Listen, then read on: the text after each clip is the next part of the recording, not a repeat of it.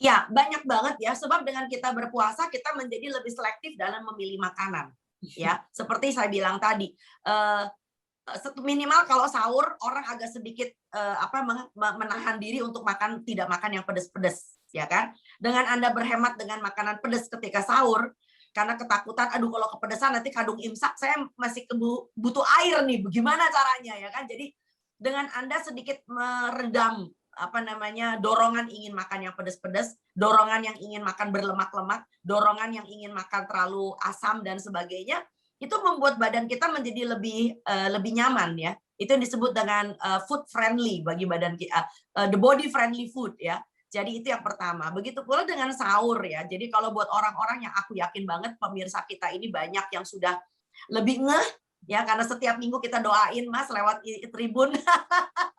Setiap minggu dokter tanya begitu. Jadi banyak sekali aku yakin banget pemirsa kita yang udah lebih selektif dalam memilih takjil, dalam memilih makan malam. Jadi dengan demikian insya Allah puasa kita akan jauh lebih baik. Kita mengurangi makanan proses, kita mengurangi gorengan, lalu kita mengurangi yang namanya berlemak-lemak, apalagi kemudian bakar-bakaran.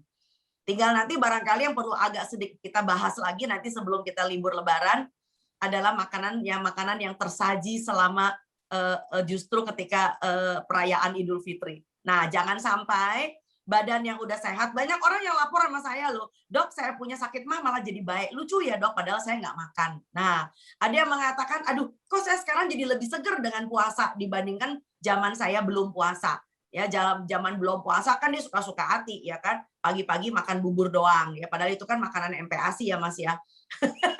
Pagi-pagi cuma makan bubur. Habis gitu kira-kira jam setengah 9 dia ngopi. Lalu kemudian jam 10 dia beli gorengan. Jam 12 dia makan lontong nasi dan sebagainya. Wow. Jadi ketika mereka itu tidak teratur makannya, malah justru badannya jadi acak-adul.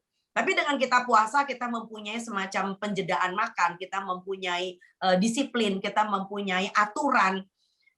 Pastinya dengan menyedikitkan makan dan memperbaiki apa yang masuk ke dalam badan kita, itu akan berefek banyak. Seperti yang sudah tadi saya bilang, sirtuin itu hanya bekerja kalau badan Anda bukan cuma sekedar mengalami restriksi kalori, tetapi juga yang dimakan tinggi dengan antioksidan, masih kaya dengan serat, berasal dari makanan utuh gitu loh ya. Dan tidak melakukan suatu cara masak yang brutal. Cara masak yang brutal itu adalah dengan digoreng ya, dibakar ya kan. Lalu kemudian pun kalau dibakar masih bisa, tapi bungkus dengan daun. Ya, jadi yang kobong itu daunnya, ikannya atau ayamnya itu tidak brutal langsung kena di atas api.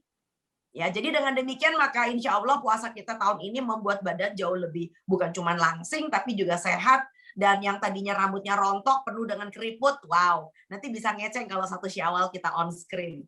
Kinclong padahal tanpa skincare. Terima kasih sudah nonton. Jangan lupa like, subscribe, dan share ya.